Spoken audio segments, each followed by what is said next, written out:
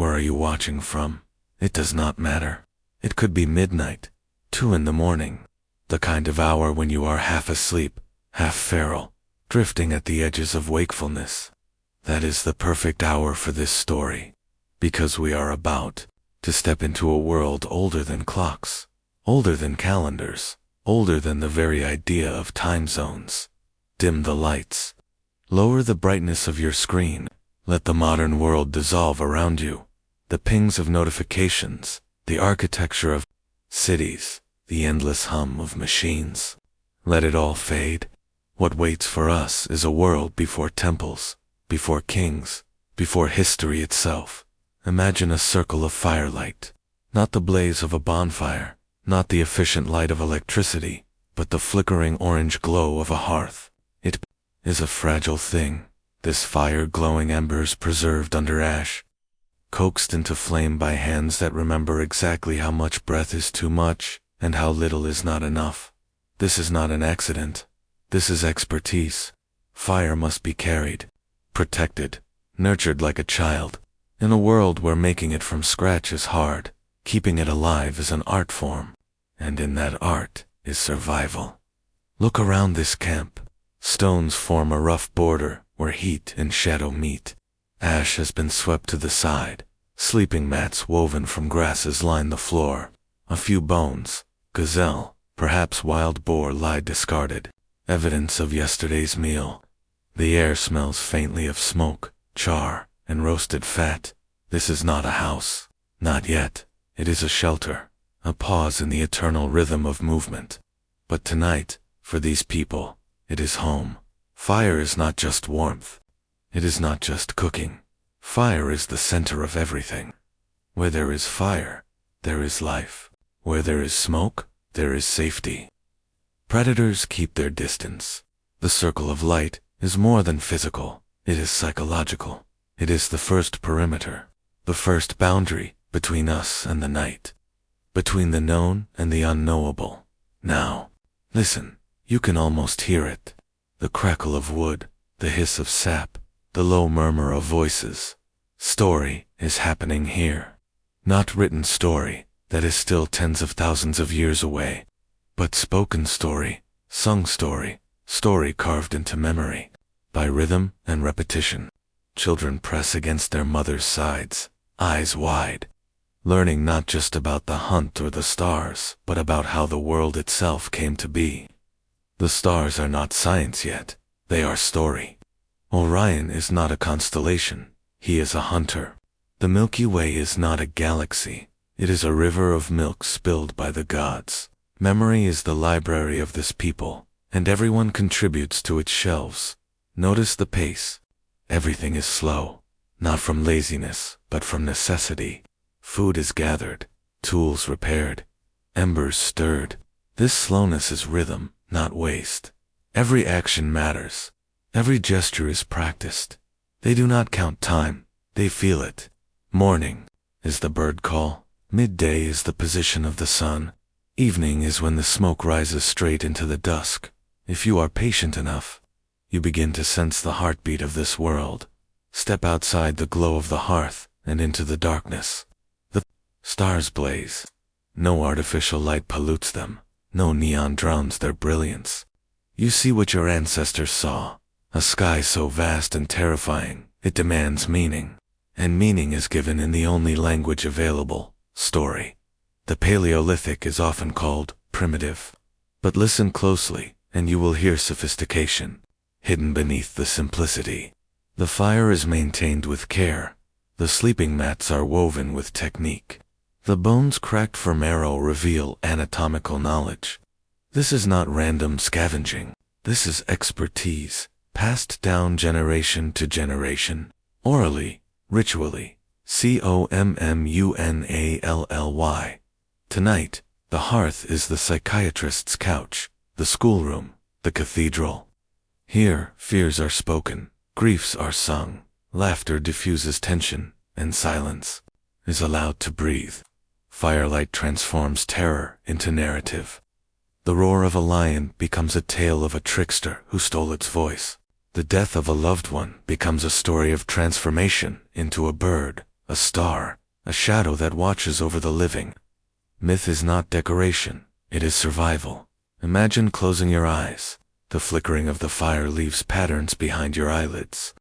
You are lulled into half-sleep by the murmur of voices. The world is not measured in hours, but in cycles. Breath in, breath out, the crackle of flame, the silence between stories. This is how memory is stored. Not in books, not in files, but in rhythm, in presence, in repetition. So here we are, on the edge of sleep, on the edge of history. In this circle of light, we find not just survival, but meaning. We find ourselves, for 95% of human history, this was life. Wandering, gathering, hunting, singing, remembering. Not primitive, not brutish, simply human. That hearth glows. The stories continue. And as the fire fades to embers, the people drift into dreams, confident the flame will still be there in the morning. Because where there is fire, there is us. Listen closely to the fire again. The crackle, the murmur, the silence between voices. In this circle, every age is present. Infants swaddled in hides, children chasing each other around the fire's edge, teenagers sharpening tools, adults gutting fish, elders humming songs older than anyone can date. There are no classrooms here, no chalk, no blackboard, no curriculum pinned to the wall. Yet education is everywhere. It is constant, embedded, inescapable. A child does not attend school, they live it. Every breath, every step, every question is a lesson. The classroom of the Camp C, the 6-year-old crouched near her mother. She watches as flint is struck against flint, sparks leaping like tiny stars. Her eyes widen, her fingers itch to try. Her mother does not say wait until you're older, or this is not your place. She hands the child a shard, guiding her hand, letting her feel the weight, the angle. The girl nicks her finger. She hisses at the sting, then laughs. That tiny scar will outlast the memory of this night. It is learning carved into flesh. Nearby, a boy tugs at the sinew, binding of a spear. His uncle shows him how tension matters, how too much strain will snap it, how too little will make the spear weak. They test it together, laughing when it bends, frowning when it slips. There are no grades here. The test is the hunt, the proof is survival. Every activity in this camp is a seminar. Grinding seeds, gutting fish, weaving reeds into mats. Each task is knowledge in motion. You do not sit apart to learn it. You are absorbed into it. Education is not delayed until adulthood. It begins the moment you can crawl. Memory, without writing and yet. How do they remember? There are no books, no tablets, no scrolls of papyrus, no phones to store endless images of every meal. Memory is the sacred library. Each person is a shelf. Each story is a volume. Each ritual is a preservation act. An elder speaks. Her voice is slow, cracked like dry wood, but her words are precise. She recalls the time the rains came early, the year the gazelles migrated north.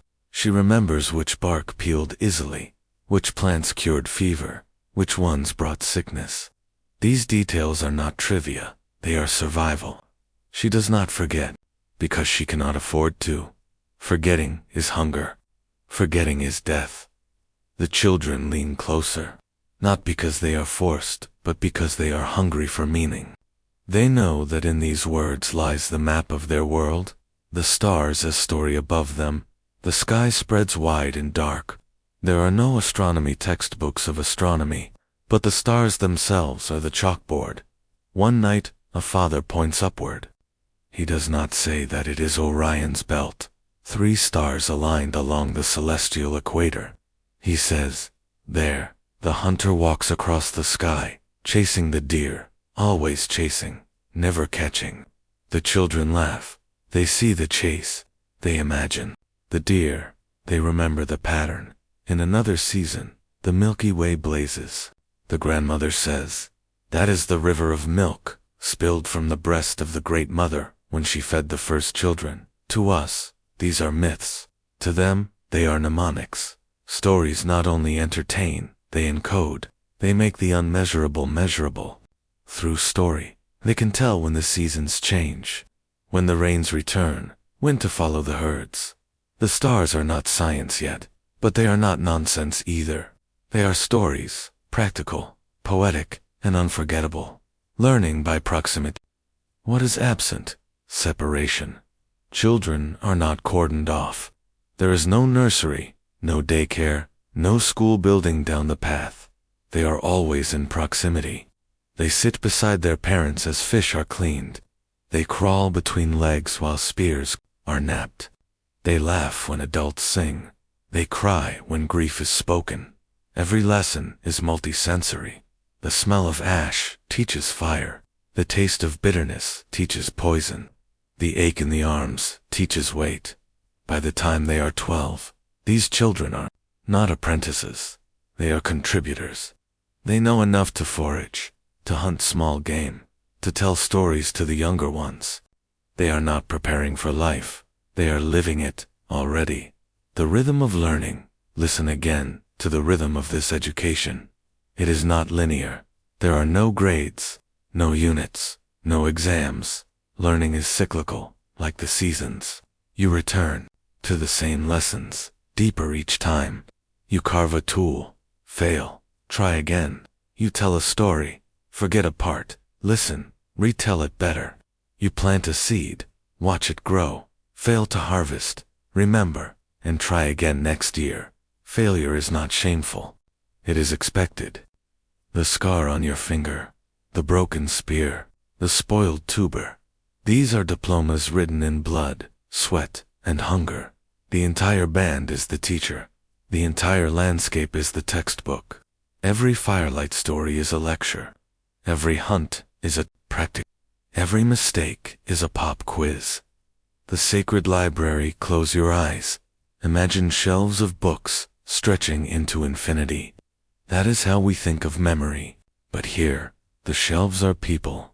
Each person holds volumes of remembered experience. Each voice is a scroll. Each body carries annotation in scars, muscles, laughter lines. And when one dies, the library is not lost, because the stories were never hoarded. They were distributed, passed from tongue to tongue, from hand to hand, like torches carried through the night. The sacred library is not fragile paper. It is flesh. It is community. It is continuity. Children, as custodians children are, not empty vessels, waiting to be filled. They are flames waiting to be caught. When they hear a song, when they see a gesture, when they mimic a task, they catch fire from the generation before them, and they will carry that fire forward, sometimes altering it, sometimes misremembering, sometimes innovating, but always keeping it alive. The adults know this. That is why children are never excluded. They are not distractions. They are the future archive. Every moment of their presence is investment. And so, beneath the stars, around the fire, in the rhythm of daily tasks, the sacred library expands. It is not written, but it is never forgotten. The modern world teaches us a story that long ago, before fields and farms, before granaries and cities, our ancestors lived on the edge of starvation. That every day was a desperate hunt, a scramble for berries, a struggle against hunger. It is a powerful story, but it is not true. The abundance of the wild steppe into the Paleolithic world, not as a historian, but as a wanderer. You are surrounded by food. The rivers are alive with fish. The meadows are thick with tubers. Trees drip with fruit in season. Herds of deer move like living rivers across the plains. You are not a farmer. You are a forager. And the land, when healthy, is generous. One morning you gather berries. It takes less than an hour to fill your basket.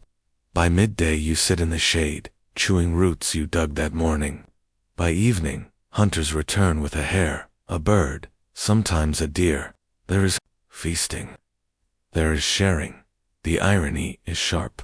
The foragers spend fewer hours per day working than the farmers who will come after them. Anthropologists call them the original affluent society. Not affluent because they had much, but because they desired little, and the land offered enough. Time is wealth. Picture this: a farmer bent over a field, dawn to dusk, hands blistered, back aching, body chained to the rhythm of crops. Contrast this with the forager, 4 hours gathering, a hunt, and the rest of the day free. Free to tell stories, free to sing, free to decorate the body with ochre and beads, free to dream. Their wealth is not stored in barns. Their wealth is stored in hours, the hours they are free to live. This is not poverty. This is a different kind of wealth, measured, not in grain, but in time. Scarcity as a myth, but scarcity still stalks them, doesn't it? Sometimes, yes. Seasons turn. Winters are harsh. There are lean times when the herds move away, when frost withers plants, when the rivers freeze. Yet scarcity is not the permanent condition. It is the exception. Foragers move. They follow the herds, the berries, the fish runs. Their feet are the insurance. Their mobility is the strategy. Scarcity becomes myth only when we forget this mobility. When we imagine humans trapped in one place, when we project the farmer's dilemma backwards onto the forager's world, the feast and the famine abundance is not steady. It comes in waves. One day, a great hunt succeeds. The band feasts, stomachs stretched, laughter echoing into the night. Another day, the nets are empty, and they go to sleep with little more than roots in their bellies. But the rhythm is known. The body adjusts. The mind accepts. Feast and famine are seasons, not disasters. And above all, food is shared. A successful hunter does not hoard. He offers meat to the band, for tomorrow he may fail and need another's gift. This reciprocity is not charity. It is survival. It ensures no one starves alone. Hunger as teacher. Hunger exists, yes, but hunger is a teacher. It teaches patience. It teaches resilience. It teaches the young that life is rhythm, not guarantee. We are shocked by hunger today because we live in a world of supermarkets where every shelf is always full, every season always fruitful. We have forgotten the rhythm. We call it suffering, but they called it life. The memory of a few hungry nights made the full belly of the feast all the sweeter. The gathering circle look at the women bent over the meadow, digging sticks in hand. They turn the soil, pulling tubers, free, laughing, singing songs that time has lost.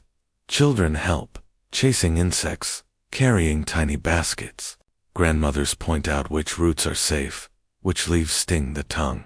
This is not drudgery. This is community. Each root pulled from the earth is not just calories. It is connection. The act of gathering is not mechanical. It is a kind of ceremony, repeated daily, binding generations together. The hidden richness. Consider the variety of their diet. Today, we eat from a narrow list of domesticated crops: wheat, rice, corn, potatoes. But the forager's table is wide. Dozens, sometimes hundreds of plants and animals, each with different nutrients, different flavors. The modern diet looks abundant, but it is monotonous. The forager's diet looks simple, but it is diverse. This hidden richness gave strength, resilience, immunity.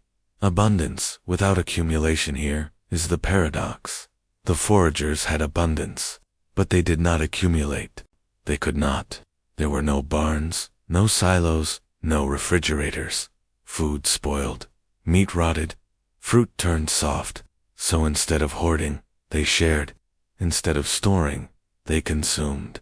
The logic was not save for later. It was give now. So, others will give later. A trust economy, stronger than locks and keys. This too is wealth. A wealth of trust, of reciprocity, of community.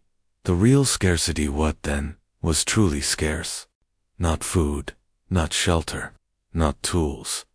What was scarce was certainty, the guarantee that tomorrow would look like today, that the hunt would succeed again, that the rains would come again. And so they learned to live without certainty. They learned to dance with the unpredictable. They learned to find joy even when the basket was light, to laugh even when the belly ached. Certainty was scarce, but meaning was abundant. The story we forgot, we have inherited the myth of scarcity, because it justifies the birth of agriculture, of surplus, of civilization. It comforts us to think we were saved from endless hunger by the plow, by the field, by the granary. But the truth is gentler, more unsettling. We were not rescued from starvation. We were pulled from a rhythm of enough into a cycle of always more. Scarcity, as we know it, was not their curse. It became ours. The firelight flickers. The band rests after the day's gathering. They eat, slowly, passing pieces of roasted meat from hand to hand. Laughter echoes. Children curl against mothers. The night is calm. There is no famine here. There is no despair. There is only the rhythm of abundance, the feast and the fast, the eternal dance of enough, and in that rhythm, the myth of scarcity dissolves. Imagine a night before a fire. The world is vast, but it is dark. Shadows move in the forest. Eyes gleam in the distance. The cold presses against your skin, relentless. Humans huddle close, but the night owns them. Now imagine a night after a fire. The flames rise, snapping and crackling. The dark withdraws, driven back by the circle of light. The cold recedes. Predators linger at the edge of sight, but do not enter. Fire is not just warmth, not just safety. Fire is a stage. Fire is a canvas. Fire is the first light in which humanity sees itself. Fire is teacher. Fire teaches patience, the careful striking of flint, the dry grass prepared, the slow coaxing of embers into flame, the tending of logs through the night. To master fire is to master time. It requires foresight, gathering wood before nightfall, feeding flames before they die, guarding sparks when the wind rises. Every lesson in fire is a lesson in future thinking, a seed of civilization itself. Fire has circle around the fire. Something new happens. Stillness. In daylight, the band moves, hunting, gathering, traveling. At night, before fire, they slept quickly, curled against the cold. But with fire, they linger. They gather in a circle, faces lit by shifting orange light. The fire creates a boundary. Inside is safety, outside is wilderness. Inside is us, outside is them. The circle is the first architecture. No walls, no roofs, only light, but it is enough. Fire builds the first room humanity ever shared. The first stage in that circle. Words change. They are no longer just shouts across a hunt, warnings of danger, calls to gather. Around fire, words become stories. The storyteller gestures, his shadow, dancing against the rocks. His voice rises and falls like the flames. He tells of the hunt, of spirits, of ancestors. Children watch, wide-eyed. Adults nod, remembering this is not survival. This is something else, something unnecessary, yet essential. Around the fire, language becomes art. The fire is not just heat, it is theater, the birth of music. Listen, the crack of wood, the hiss of sap, the low murmur of wind in the branches. Then, a rhythm. Hands slap against skin, the first drum. Bones knock together, voices hum, a pulse begins. Fire gives time, and with time, rhythm. Around the flames, humans discover music, not for food, not for survival, for beauty, for meaning. Voices rise together, carrying notes into the night. The stars listen. The wolves pause. Song makes the group one. The beat binds them. The melody softens them. Music becomes memory, a way to keep what cannot be written. Fire as canvas. Fire paints. Look at the cave walls nearby. Charcoal smudges from burnt sticks. Fingers dipped in ash trace lines across stone. Flames flicker and shadows dance over painted animals. Bison, deer, Mammoth. By firelight, art awakens. It is not useful. It feeds no one. It heals no wound. Yet it is irresistible. To draw a bison on stone is to hold it, to honor it, to summon it into presence. To smear ochre handprints is to say, I was here, I lived, remember me. Fire turns walls into canvases, caves into cathedrals. The expansion of the mind. Why did art appear? Why music? Why story? Because survival is not enough. Because fire freed the mind in the safety of light. With hunger satisfied and predators held back, humans found space to dream. Fire carved out hours of imagination from the relentless cycle of survival. Those hours filled with visions, myths, songs. The mind expanded beyond the immediate. The human became not just an animal surviving, but a creator imagining. Fire has memory. Every flame is temporary. Every spark dies. And yet, through ritual, through tending, fire becomes continuous. Passed from one hearth to another, carried as embers on journeys, preserved through storms, fire becomes memory itself. A living thread carried across generations. When a child learns to feed a flame, she learns more than survival. She learns belonging. She learns the same gestures her ancestors made thousands of years before. The fire she tends is not just light. It is lineage.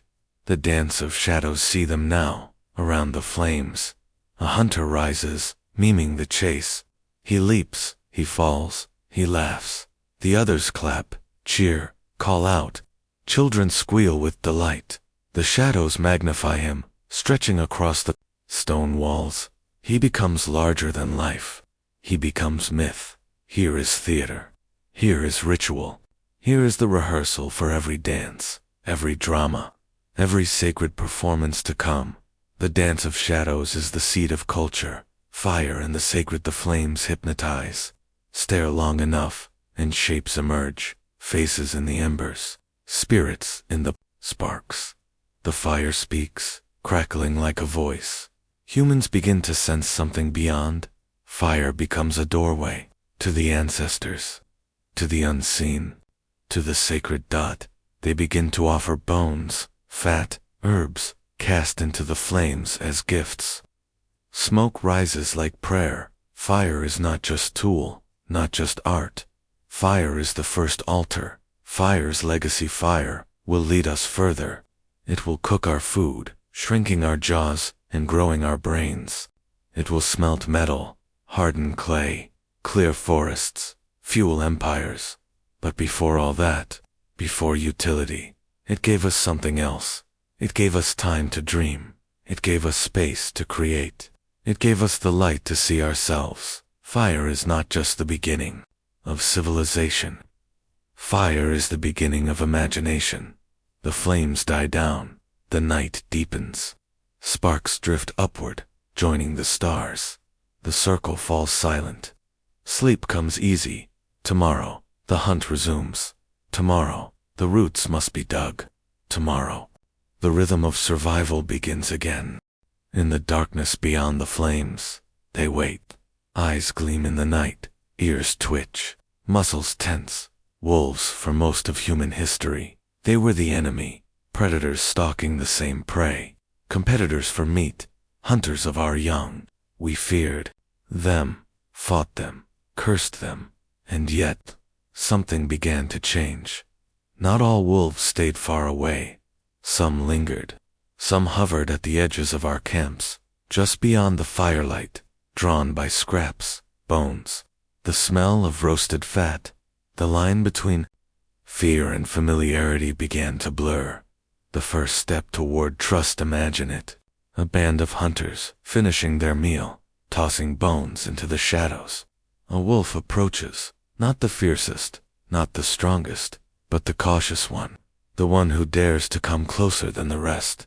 The humans do not strike, they watch. The wolf does not lunge, it waits. An understanding flickers in the dark. This moment repeats, again and again, across countless fires, countless generations. Slowly, carefully, Two species begin to circle each other, testing the possibility of trust, choosing each other. It was not the strongest wolves who joined us.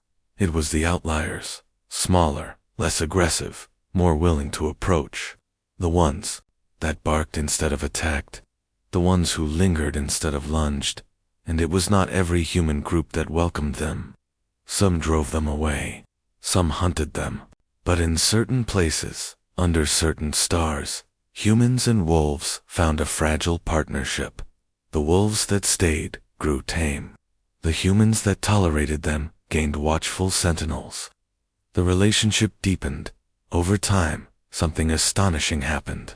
We began to choose each other.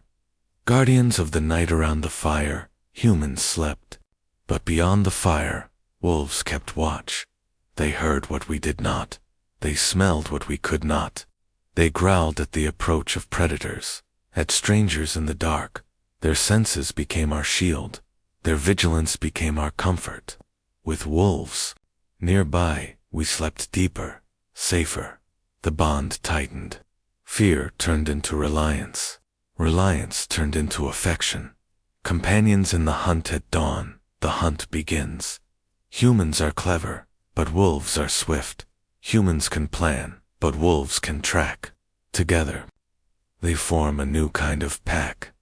The wolves chase, drive, exhaust the prey. The humans follow with spears, with arrows, with persistence. The kill is shared. Neither species could have done this alone. But together, they thrive. The wolves eat. The humans eat. The bond grows stronger. Hunger forged this alliance. Survival sealed it. The language of packs. Wolves live in packs. They know hierarchy, loyalty, cooperation.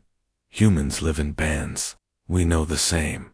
When wolves joined humans, the rules overlapped. The pack merged with the tribe. The line between species blurred. A wolf pup suckled alongside human infants. A child learned to read not just the moods of her mother, but the moods of her dog. A wolf understood human gestures, a pointed hand, a thrown stone, a call into the woods. Two languages began to intertwine, not words, not yet, but looks, movements, tones, a shared grammar of survival. From wolf to dog generations passed. The wolves who stayed grew different. Their faces softened, their bodies shrank, their teeth dulled. Their eyes grew rounder, more childlike. The fierce predator became the companion. The wolf became the dog, not by accident, by choice. Humans favored the pups that were gentler, easier, friendlier. Wolves that snarled were pushed away. Wolves that wagged were kept. Over thousands of years, the transformation unfolded. The first domesticated animal was born. The first friendship. Picture a child in the Paleolithic night, leaning against a warm breathing body. Not a sibling, not a parent. A dog. The child feels safe. The dog dozes, ears twitching at every sound. The fire crackles nearby. This is the first friendship. Not just use, not just survival, companionship, a bond not of necessity, but of love.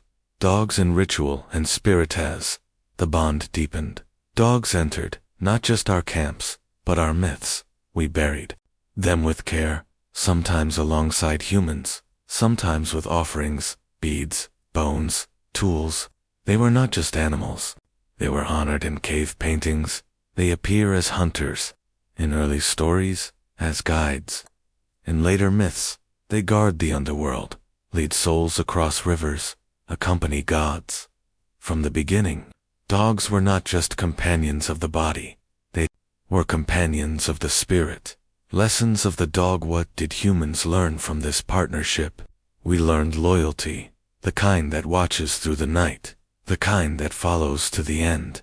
We learned joy, the joy of play, of wagging tails, of shared runs across the plain.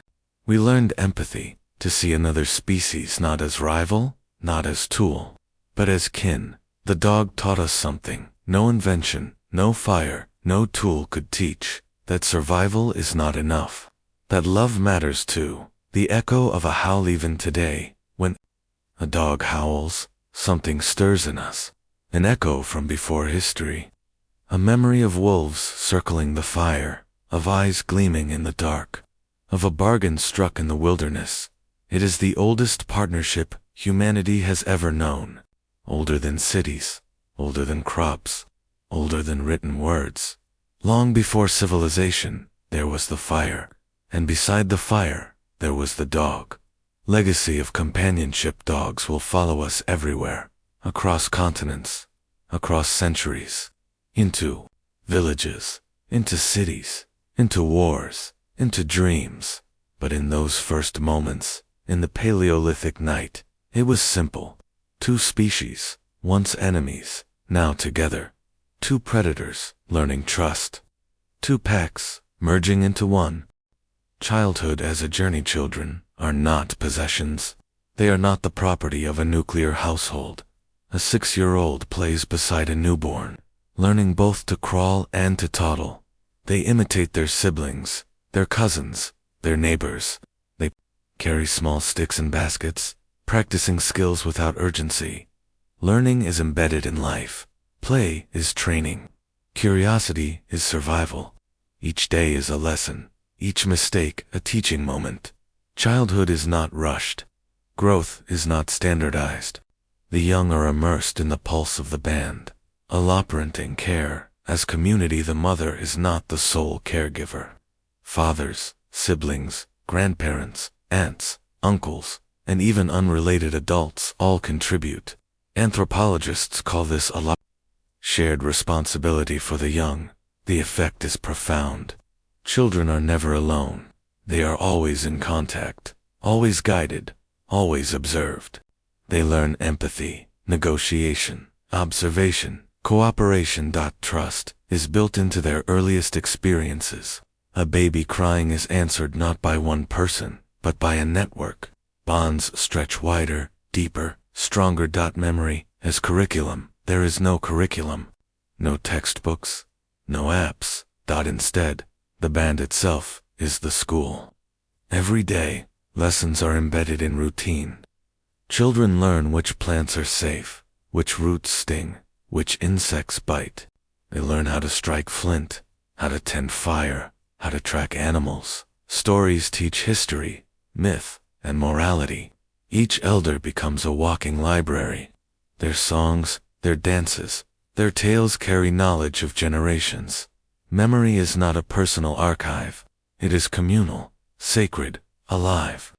Children are apprentices to life itself. Play as preparation. Play is serious work. A child chasing a stick is learning to hunt.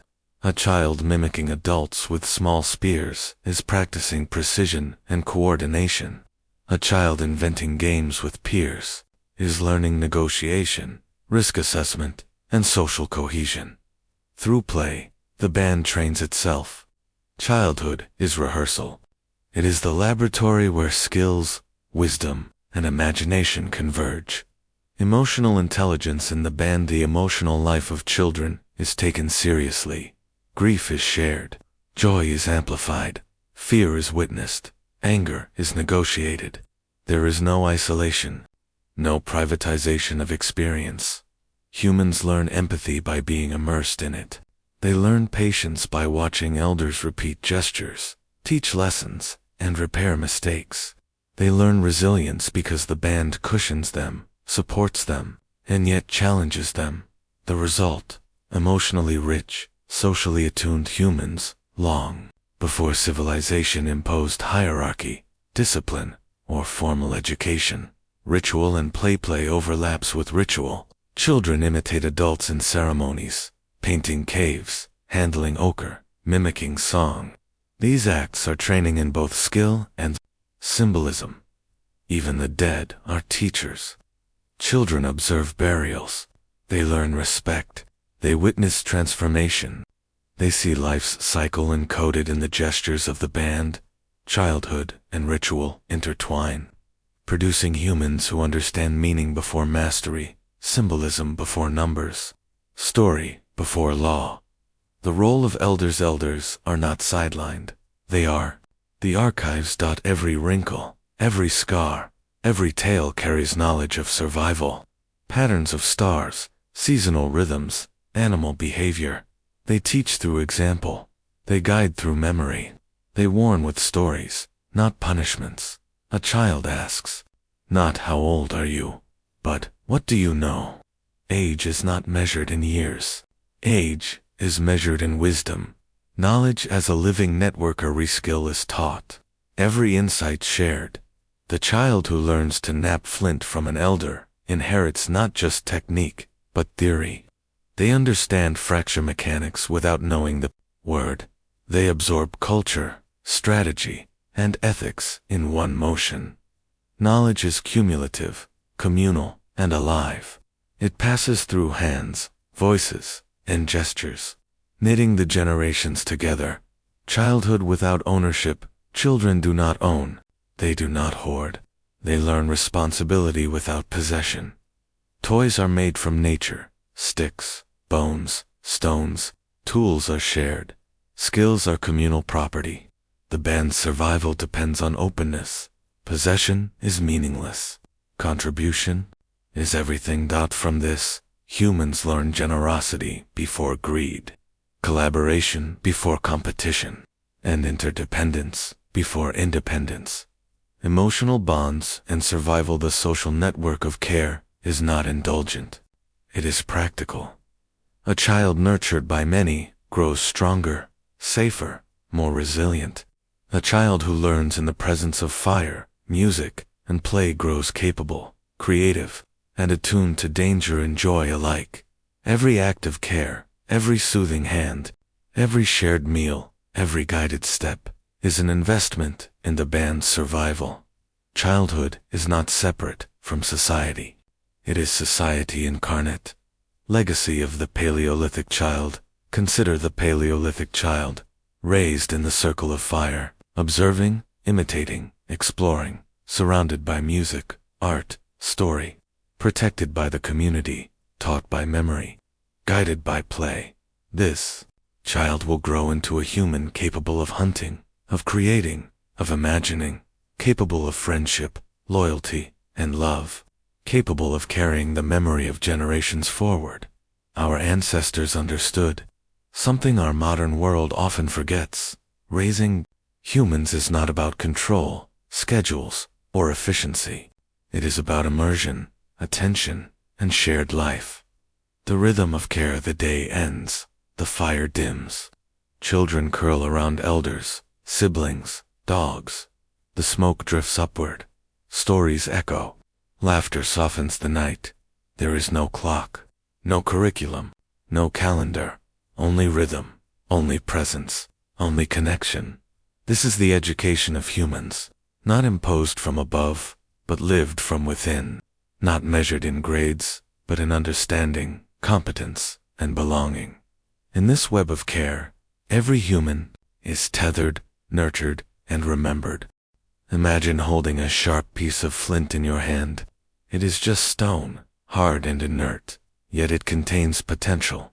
Somewhere in the Paleolithic night, a human thinks, if I strike it this way, if I angle it so, if I remove just one flake, and suddenly, a tool emerges, not by accident, not by magic, by vision, by foresight, by repeated trial, careful observation, and cultural memory. Tools as extensions of thought. A tool is more than stone or bone. A spear point is geometry. A bow is physics, tension, compression, elasticity. A knife is calculus, predicting the path of fracture before it happens. These early humans were engineers. They measured forces with their eyes, imagined outcomes in their minds, and shaped matter with their hands. Every strike was deliberate, every design intentional. The flake, the handle, the cord, each a product of cumulative insight. Knowledge as blueprint tools were not intuitive. They required teaching. A child learns by watching an elder. The elder strikes the flint, holds the angle, demonstrates the pressure. The child repeats, fails, adjusts, succeeds. Knowledge is shared. Innovation is communal. Mistakes are not hidden. Techniques are refined through conversation, gesture, and repeated action. The blueprint exists not on paper, but in memory, in hand, in repetition. Paleolithic humans invented engineering without blueprints. Using tactile imagination, the laboratory without walls, every camp is a workshop. Every riverbank, every cave, every hollow tree is a classroom. Humans experiment constantly. Which stone produces the sharpest edge? Which cord holds the tension? Which bone flexes without breaking? The Upper Paleolithic sees refinements, finely worked points, composite tools, specialized implements for fishing, hunting, scraping, sewing. Every innovation spreads through the band, passed from hand to hand, camp to camp. The world becomes a laboratory without walls, a university without books. Iteration and failure. No tool is perfect on the first try. A bow snaps, a flint shatters, a spear point bends, and yet, with each failure, knowledge accumulates. The process is iterative. Humans learn not only from success, but from observation, comparison, and mentorship. The child watches the elder test a hafted point, observes the flake fall, and adjusts the angle. Success is built on hundreds of small failures. Complexity and simplicity, single flake, struck precisely, becomes a cutting edge. It looks simple, but it is not. It requires understanding of material properties, force, angle, and precision. It is design without a ruler, engineering without a formula. The Paleolithic mind can envision the tool before it exists. It calculates, imagines, refines, and executes all without measurement instruments. Tools, as memory tools, are not just functional, they are repositories of knowledge. A well-made spear point carries lessons about hunting strategies, environmental awareness, and craftsmanship. A cord made of sinew carries the memory of tensile strength, drying time, and preparation. Each artifact is a story, a lesson, a bridge between generations. To hold a tool is to hold memory. Music and tools, intertwined innovation, is not only practical, it is symbolic. Some tools double as instruments, flutes carved from vulture bones, whistles from mammoth ivory. The spacing of holes aligns with known musical scales. The body resonates with intention. Even utility and creativity overlap. Tools teach rhythm, tools teach precision, tools carry imagination. Innovation, utility, and beauty are inseparable in the Paleolithic world. Fire, tool, and thought. Fire and tools are partners. The fire softens sinew, hardens wood, and shapes bone. The tool extends thought into matter. Together, they form a feedback loop of invention. Imagine, act, test, refine. The human mind grows alongside this material culture.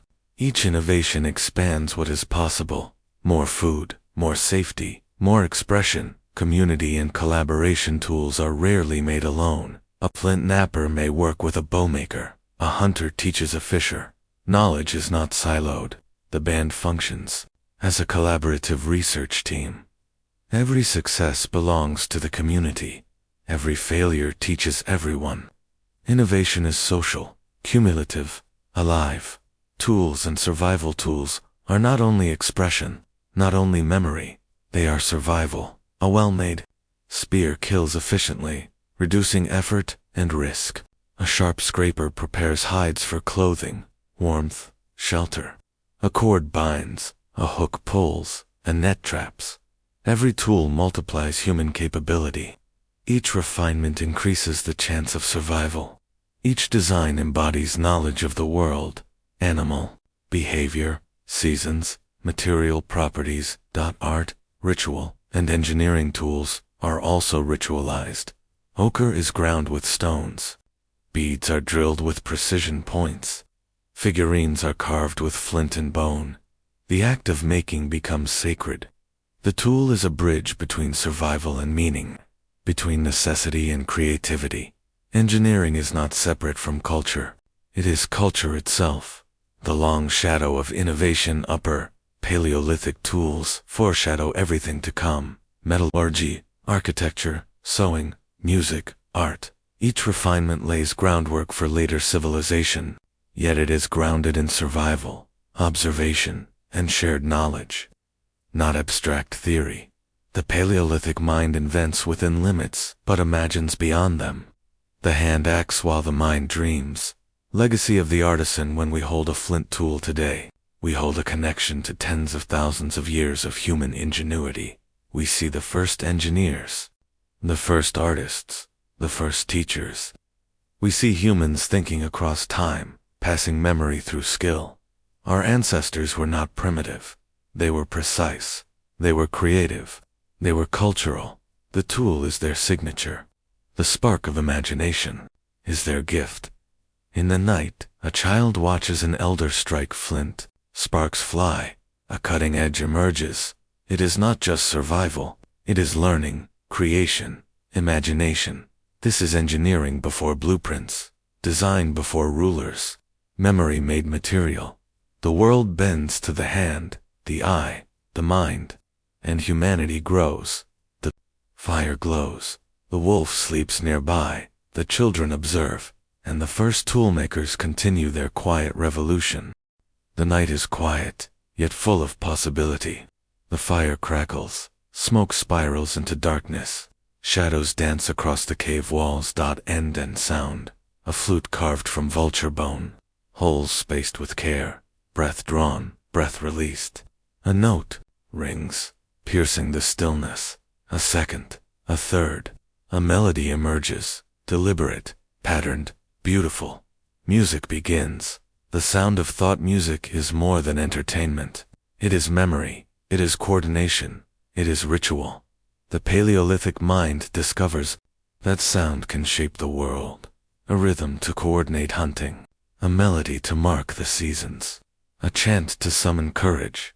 The act of producing music requires foresight, breath control, finger precision, pattern recognition, creativity. Music becomes a laboratory of the mind, testing, exploring, imagining. Symbolism emerges alongside music.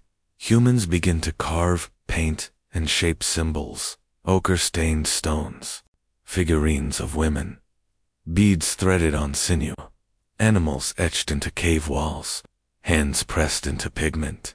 These symbols are not mere decoration.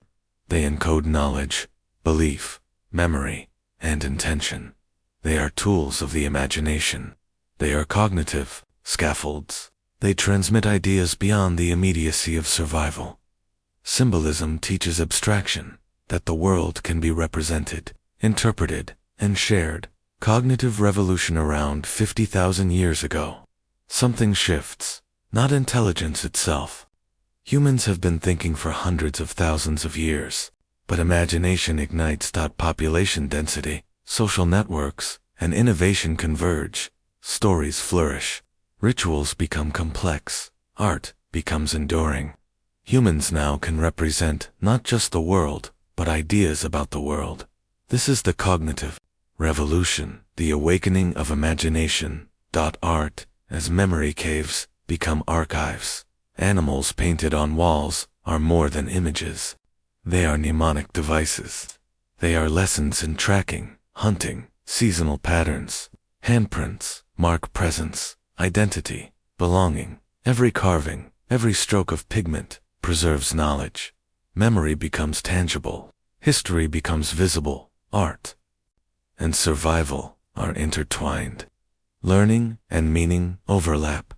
Music as social glue. Music binds the band together. The rhythm of drums, the melody of flutes, the chorus of voices. They synchronize hearts, coordinate movement, reduce fear. Children learn to follow patterns. Elders transmit tradition. Music encodes rules of cooperation, signaling, and emotional cohesion. It is both a tool and a language, a bridge between experience and imagination, ritual and meaning. The cave, the fire, the instruments, they create a liminal space. Within it, humans confront death, danger, and uncertainty.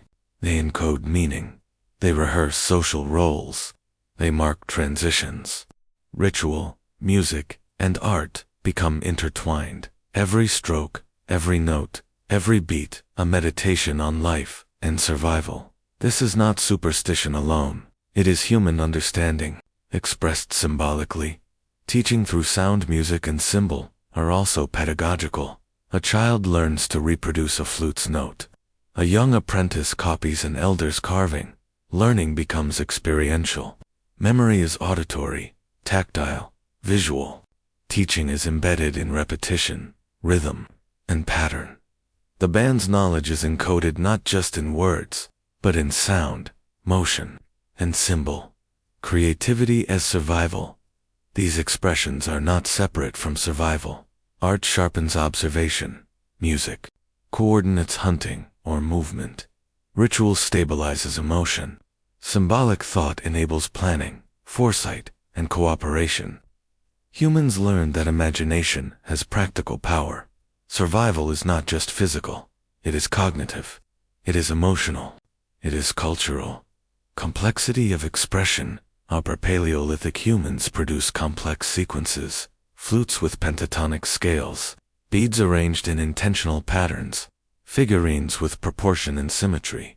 The precision reflects experimentation, iteration, and cultural transmission. Each object is a test of skill, an exploration of form, a communication across time. Even the smallest stroke of pigment is evidence of sophisticated thought, cognitive networks. Every band member participates in this revolution. Children observe, elders instruct, adults perform, knowledge spreads, innovation is shared, accumulated, and refined. The cognitive revolution is not a singular event. It is a network effect. Every song, every carving, every symbolic act contributes to a communal intelligence. The power of representation symbols allow humans to think beyond the immediate. A painted bison on a wall can represent a hunt. A carved figurine can encode fertility, leadership, or memory. A repeated song can transmit rules, warnings, or celebration. Representation enables planning, collaboration, and culture. It is imagination made tangible.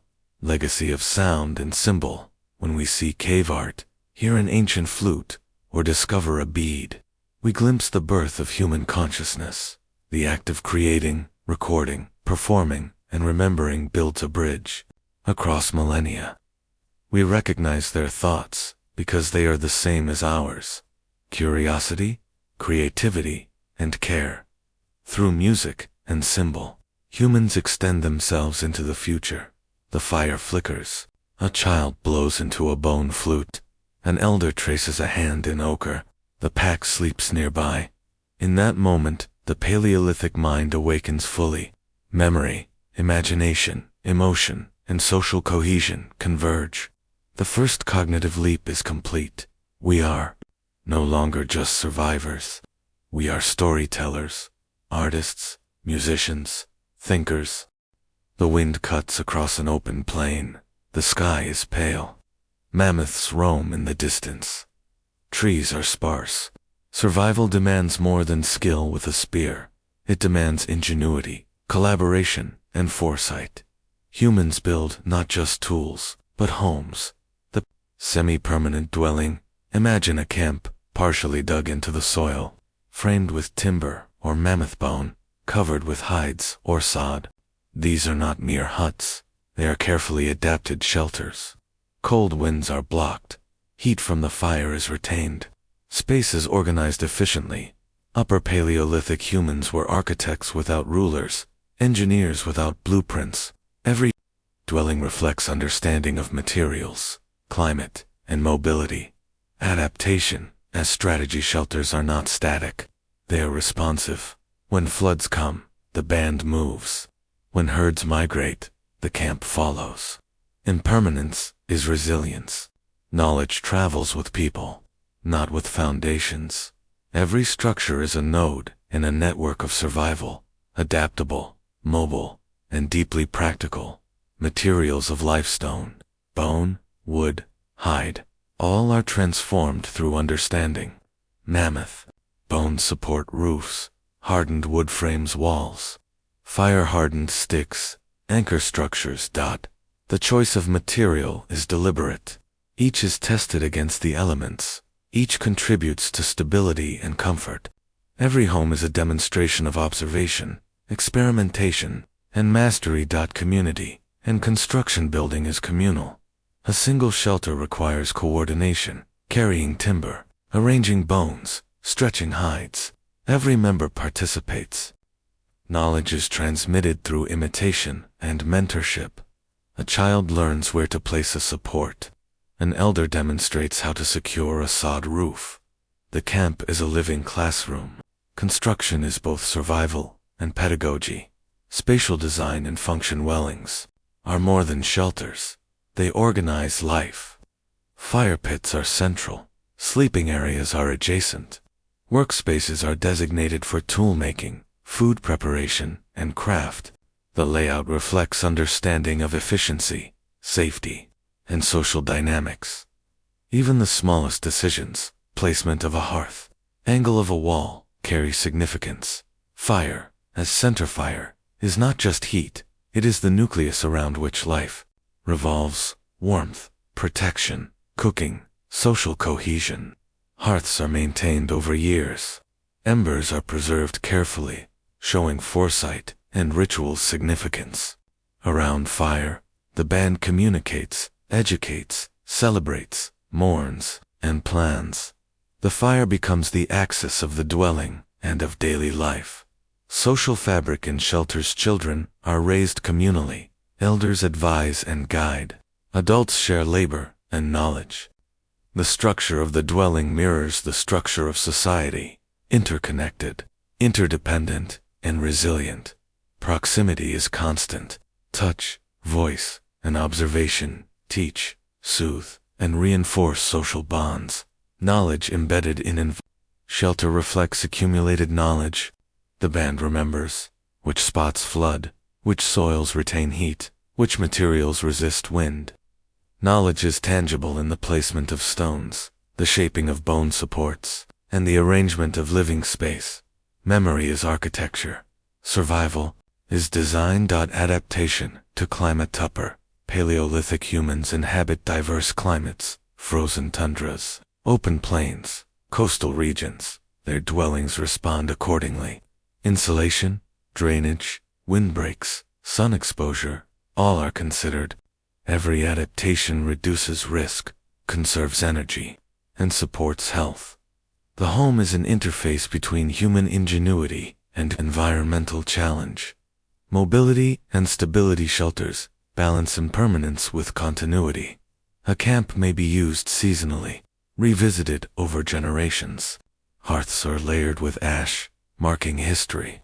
Every return strengthens memory. Which tools were left behind, which seeds were scattered, which spots are safest. Stability comes not from immobility, but from knowledge carried in human minds and hands. Cultural significance of construction. Shelters are not merely functional. They are symbolic, expressions of identity, belonging, and care. Construction is ritualized. Tasks are repeated in patterns. Knowledge is transmitted through process, not just instruction. The act of building reinforces cohesion, cultural memory, and social hierarchy, informal but vital. Resilience through collaboration. The survival of the band depends on shared effort. One person cannot build a shelter alone. One mind cannot carry all knowledge. Coordination, imitation, and mentorship ensure efficiency and continuity. Resilience is social, not solitary. The dwelling embodies this principle. Lessons and observation from the structure of homes. Humans learn more than sheltering. Children, physics and material science without formal teaching. Adults refine techniques through feedback and iteration. Every act of adaptation strengthens understanding of the environment and of collective problem-solving. Learning is embedded in life itself. As night falls, smoke drifts upward. Children curl beside elders. Firelight glimmers on bone and hide. Every structure, every hearth, every carefully placed stone tells a story of adaptation, intelligence, and care. The Paleolithic home is more than a shelter. It is a classroom, a social hub, a laboratory, and a memory bank.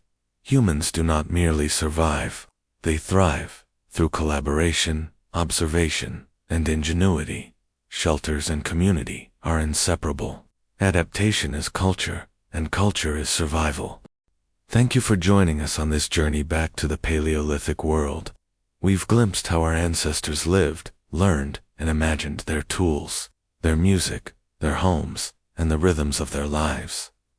If you enjoyed this exploration, don't forget to like the video and subscribe to the channel so you won't miss the next chapter of our story.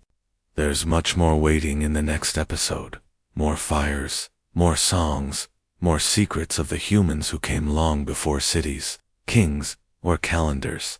Until next time, dim the lights, settle in, and let the echoes of the past guide you. And, most importantly, good night, sleep well, and dream with firelight.